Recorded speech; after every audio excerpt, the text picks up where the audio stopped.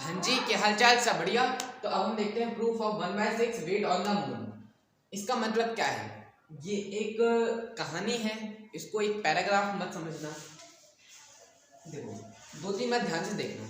अगर मैं तुमसे कहूँ किसी ऑब्जेक्ट का वेट अर्थ पर 6 न्यूटन है, किसी ऑब्जेक्ट का वेट अर्थ पर 6 न्यूटन है, तो उसी ऑब्जेक्ट का वेट मून पर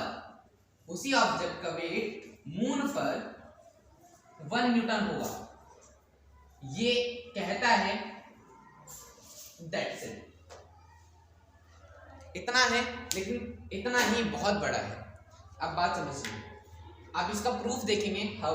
किसी ऑब्जेक्ट का वेट अगर अर्थ पे 6 न्यूटन है, तो उसी ऑब्जेक्ट का वेट मून पे 1 न्यूटन कैसे हो सकता है? देखो, एक बात तो ध्यान रखना, मैं तुमसे प्रीवियस वीडियो में बता चुका हूँ, मैं मास एंड वेट के डिफरेंस में, कि अगर किसी ऑब्जेक्ट का मास अर्थ पर कुछ है, तो उसी ऑब्जेक्ट का मास जो होगा, यूनिवर्स में मैं कहीं पर भी चले जाऊंगा तो वो वही रहेगा। मतलब जो मास होता है वो क्या होता है? कांस्टेंट होता है। मास क्या होता है? कांस्टेंट होता है। यही तो मैंने बताया था तुम्हें। कांस्टेंट का मतलब सेम रहेगा। अगर मैं यहाँ बात करूँ या फिर अर्थ के बाहर बात करूँ या मून पे बात करूँ या किसी अदर प्लेनेट पे बात करूँ, तो वही तो रहेगा। ठीक है, इतनी बात क्लियर है। तो हम प्रूफ भी देख लेते हैं। अगर मैं तुमसे कहूँ किसी ऑब्जेक्ट का वेट ऑन मून पर क्या है भाई? WE है। हम डिनोट कर रहे हैं किसी ऑब्जेक्ट के वेट को कहां पर? मून पर। वेट क्या होता है? इट्स लाइक अ फोर्स होता है, जो कि कहां लगता है? At the centre of the planet के सेंटर से जो अट्रैक्शन आती है वही वेट होती है। और वो अट्रैक्शन किसके फॉर्म में आती है? G के फॉर्म में आती है, जिसे बोलते हैं एक्सेलरेशन ड्यू टू ग्रेविटी। वही तो था, W बराबर mg। पढ़ा था नहीं पढ़ा था? अट्रैक्शन किस पे लग रही है? मास पे लग रही है। क्या लग रही है? अट्रैक्शन लग रही है। कितनी लग रही है? इतनी लग रही है। इसका मतलब G की वैल्यू हमें गिवन है, बट मास की तो नहीं है ना। मास क्या है? वो तो डिफरेंट रहेगा ना। कैसे डिफरेंट रहेगा? अगर मैं इस ऑब्जेक्ट की बात करूं, इसका मास कुछ और है, इस ऑब्जेक्ट की बात करूं तो इसका मास कुछ और है। वही है, तो हर किसी ऑब्जेक्ट के लिए सेम थोड़ा ना, हर किसी ऑब्जेक्ट का। बस यही तो था। अच्छा, अब हमें देखना है प्रूफ।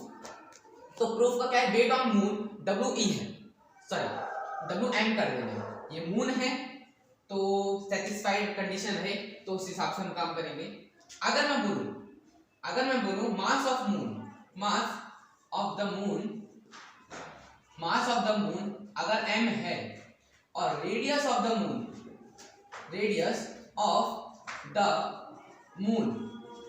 r है, इतनी बात समझना।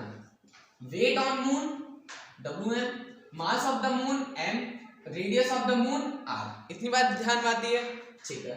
अगर मैं बात करूं इसी ऑब्जेक्ट का वेट ऑन अर्थ पे कितना है? WE है। अर्थ है तो इस हिसाब से हम अपनी सेटिस्फाइड कंडीशन लाते हैं। मार्कर शायद मुझे लग रहा है धोखा दे रहा है। एक सेकंड चेंज कर लेता इसको। हाँ जी, तो अब आ गए हैं अपने दूसरे मार्कर के साथ। एक्चुअली क्या है कि वो सपोर्ट नहीं कर रहा था, उसकी इंक खत्म हो गई थी। तो अब हम देखते हैं वेट ऑन द अर्थ पर उसी ऑब्जेक्ट का वेट क्या रहेगा? WE रहेगा। देखो, सेटिस्फाइड कंडीशन आ रही है ना, WE और WM, तो इस हिसाब से हम अपनी कंडीशन को आगे बढ़ाते हैं। अब मैं क्या बोल रहा हूँ कि मास ऑफ द अर्थ पे उसका मास कितना है? 100m। मतलब अगर मून का मास m है, तो mass of the earth 100m। मतलब मून के मास से अर्थ का मास 100 गुना है। मून के मास से अपना जो अर्थ का मास है वो 100 गुना है। इसका मतलब ये है। अच्छा, अब एक बात बताओ सर जी, तो रेडियस क्या होगा? रेडियस ऑफ द मून नहीं रे, अर्थ। रेडियस ऑफ द अर्थ का रेडियस कितना रहेगा भाई? 4r। मतलब जो रेडियस अर्थ का मून का रहेगा आर है, अगर मून का रेडियस आर है तो अर्थ का रेडियस उसके रेडियस से 4 गुना है, इसका मतलब ये है। और मास मून के मास से 100 गुना है, रेडियस मून के रेडियस से 4 गुना है, इतना ही तो है। हम सिमिलर क्यों ला रहे हैं, इनकी वैल्यू सेटिस्फाइड वैल्यू क्यों नहीं दे रहे हैं, हमें तो पता नहीं है सब। मून का मास क्या होता है, radius of the moon, moon की रेडियस क्या है, अर्थ की रेडियस क्या है, अर्थ का मास क्या है, हमें तो सब गिवन है, सब तो गिवन है ना, हमें बुक में दे रखा है। बट हम क्यों नहीं ला रहे हैं, क्योंकि हमें चाहिए रिलेशन, किसमें, इनके दोनों, इन दोनों में रिलेशन चाहिए, इसलिए हम क्या कर रहे हैं, एक ही फॉर्मेट में कर रहे हैं, क्योंकि हमें क्या चाहिए, WM/WE चाहिए, इनका रेशियो चाहिए, weight on moon and weight of object on moon and weight of object on earth, इनका रेशियो चाहिए, इनका रेशियो चाहिए तो हमें इनको सिमिलर करना पड़ेगा, कि कांस्टेंट वैल्यू लानी है ना, देखना अभी आपको सब पता चल जाएगा हमने क्यों लिया है ऐसा। अच्छा, इतनी बात समझ आई, इतनी बात समझ आती है तो इनको नोट भी कर लो। Weight of object on moon WM, mass of the moon M, radius of the moon R, weight on the earth WE, mass of the earth 100m and radius of the earth 4R। इतनी बात समझ आई, अब आगे चलते हैं, अब आगे देखना। अच्छा, आपको मैं पहले ही बता देता हूं, weight just like a force, ठीक है भाई, फोर्स क्या होता था, F बराबर ma और वेट बराबर mg। ए क्या है, एक्सेलरेशन ड्यू टू ग्रेविटी बदल गया, ये ए जस्ट लाइक, अब ए किस में बदल गया, जी में बदल गया, क्योंकि ए और जी, ए को हम क्या बोल रहे थे, जी में बोल रहे थे, नहीं बोल रहे थे, कैसे निकली जी की वैल्यू, ऐसे तो निकली थी। अच्छा, इतनी बात समझ आती है, अब हम देखते हैं, समझते हैं। अच्छा, एक बात बताओ, gravitation according to universal law of gravitation क्या कहता था हमसे, according to universal law of gravitation F बराबर G m1 m2 upon r²। अब क्या करना है, यहाँ पर फोर्स की जगह क्या रख देना है, वेट रख देना है, क्योंकि वेट क्या है, जस्ट लाइक अ फोर्स, मैंने पहले बता चुका आपको। अब मैं क्या कर रहा हूँ, इसको फोर्स की जगह एक बार मैं WE रख देता हूँ और एक बार WM रख देता हूँ, सिंपल, एक बार WE और एक बार WM, ठीक है, करो। अब रखते हैं हम एक बार WE रख देते हैं, सॉरी WM रख देते हैं, मून का निकालेंगे। अगर मैं WM रखूं बराबर, G तो कांस्टेंट है, G को तो G लिख दिया, मल्टीप्लाई M क्या है, मास ऑफ द मून M है, ठीक है, मास ऑफ द ऑब्जेक्ट, ऑब्जेक्ट का मास जो होगा वो कांस्टेंट रहता है हर प्लेस पे, चाहे वो अपने अर्थ पे हो, चाहे अदर प्लेनेट पे हो, या यूनिवर्स में कहीं पर भी हो, तो उसका मास क्या रहेगा, कांस्टेंट रहेगा। अब इसी कांस्टेंट की वजह से हम इसको लिखते हैं स्मॉल m, ठीक है।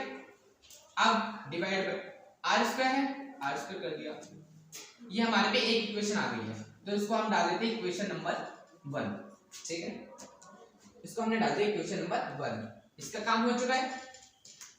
तो अब हम नेक्स्ट इक्वेशन बनाएंगे अपना अर्थ के लिए, इक्वेशन नंबर 1 आ चुकी है।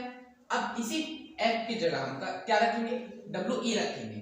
अगर मैंने WE रखता हूं मैं, तो G into M क्या रहेगा, M नहीं आएगा, क्यों, क्योंकि उसमें क्या था, मास ऑफ द मून M था, तो mass of the earth 100m, 100 गुना है, तो अब यहाँ क्या रखना पड़ेगा, 100m। अब आपको पता चलेगा मैंने क्यों रखा है ऐसा। अब रेडियस क्या है इसकी, 4r है, बट इससे पहले हमें क्या चाहिए, मास ऑफ द ऑब्जेक्ट, वही स्मॉल m क्यों रख रहा हूं, पता है ना, क्योंकि mass of the object constant at all places, हर जगह कांस्टेंट रहेगा, तो डिवाइड बाय r² की जगह क्या रखूंगा, 4r², क्यों, क्योंकि हमारी अर्थ का जो रेडियस है वो मून के रेडियस से 4 गुना है, 4 गुना है तो 4r और उसका भी स्क्वायर, देखो याद है, इसको मैंने डाली इक्वेशन नंबर 2। अब अपन का यहाँ का भी काम हो चुका है, अब हम प्रूफ निकालते हैं, आपको दिखाते हैं, आपके सामने समक्ष आपके प्रस्तुत करते हैं। अब इसको थोड़ा सॉल्व करो, सॉल्व क्या करना, देखो WM आ गया, WE आ गया, अब मुझे रेशियो चाहिए WM अपॉन WE का, WM/WE का क्या चाहिए, हमें रेशियो चाहिए, क्योंकि क्या था वो 1/6 था। अगर किसी ऑब्जेक्ट का वेट अर्थ पर 6 न्यूटन है, उसी ऑब्जेक्ट का वेट मून पे क्या रहेगा, 1 न्यूटन रहेगा। हाउ? तो यहां आपको पता चलेगा हाउ वेरी मच। तो G into M into N upon R² divide by G into 100M into N upon 4 R² मतलब 4 का स्क्वायर 16 R² हो गया। ठीक है, 16 R² हो गया। अब इसको थोड़ा और सॉल्व करते हैं। तो देख सकते हैं आप परिस्थिति क्या है इस बोर्ड की, तो उस हिसाब से काम भी करेंगे। स्थिति परिस्थिति ऐसी है। अब देखो ये आ गया। अब इनका रेशियो मैं ले लेता हूं, WM/WE बराबर G इंटू N इंटू ये देखो ये नीचे है, ये यहाँ मल्टीप्लाई हो जाएगा और ये क्या हो जाएगा, ये R² नीचे आ जाएगा और ये 16 R² ऊपर चल जाएगा। तो यहाँ क्या जाएगा 16 R² divide by G into 100M into M into R² नीचे आ गया। अब देखो R² से R² कैंसिल आउट हो गया, M से M कैंसिल आउट हो गया, कैपिटल M से कैपिटल M कैंसिल आउट हो गया, कैपिटल G से कैपिटल G कैंसिल आउट हो गया। अब हम पे क्या बचा है 16/100। क्या बचा है 16/100 बचा है। ठीक है, देखो और क्वेश्चन नहीं छूट रहा ना। 16 R², हाँ ठीक है भाई साहब, बिल्कुल बढ़िया है।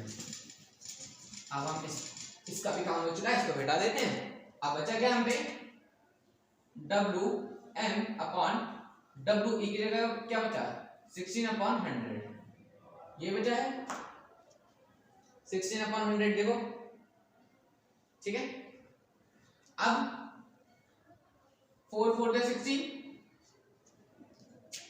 4 2 जा 8, 4 5 जा 20। चेक करो 4 4 जा 16 and 4 2 जा 8 and 4 5 जा 20। नाउ 4 1 जा 4, 4 6 जा 24, 4 1 जा 4 and 4 6 जा 24। नाउ पॉइंट में डाला तो क्या आएगा, चेक करो 24 आ गया, 1 आ गया, पॉइंट डाला, यहाँ पर 0 आ गया, 4 2 जा 8, 4 5 जा 20। तो क्या है 6.25, 6.25। अब देखो 6.25 आया।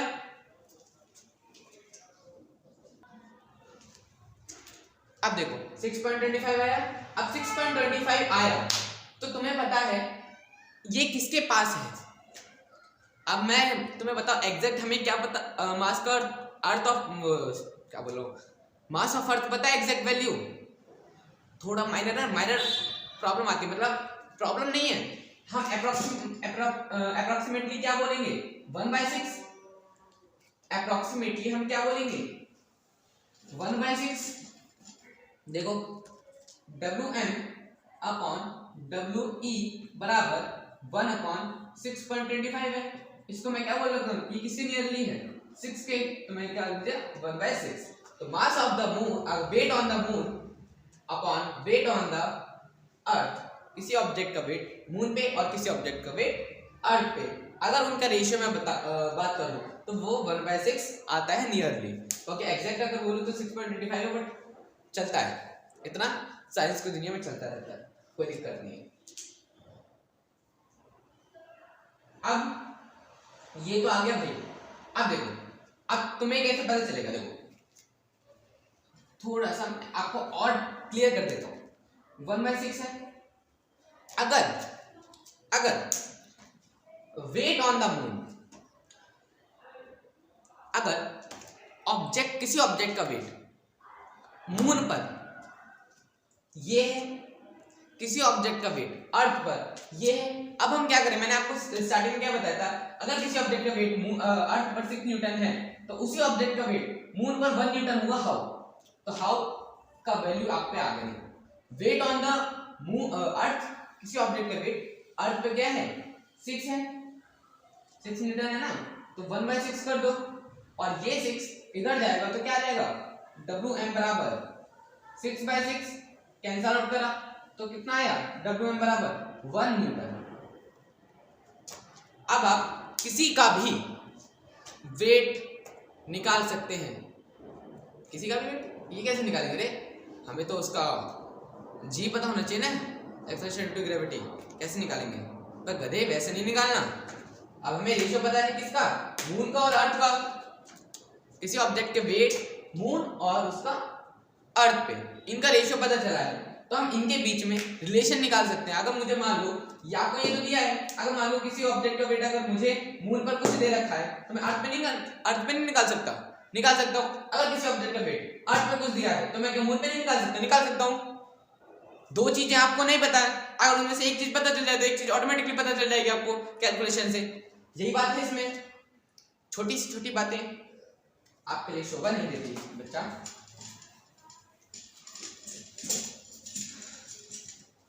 तो आपको मैंने क्लियर कर दिया है Wm/We बराबर 1/6। शानदार सा प्रूफ आपके समक्ष रख दिया है। ठीक है, अब मिलते हैं अपनी नेक्स्ट वीडियो में, तब तक के लिए हालचाल बढ़िया रखना और मिलते हैं नेक्स्ट वीडियो में।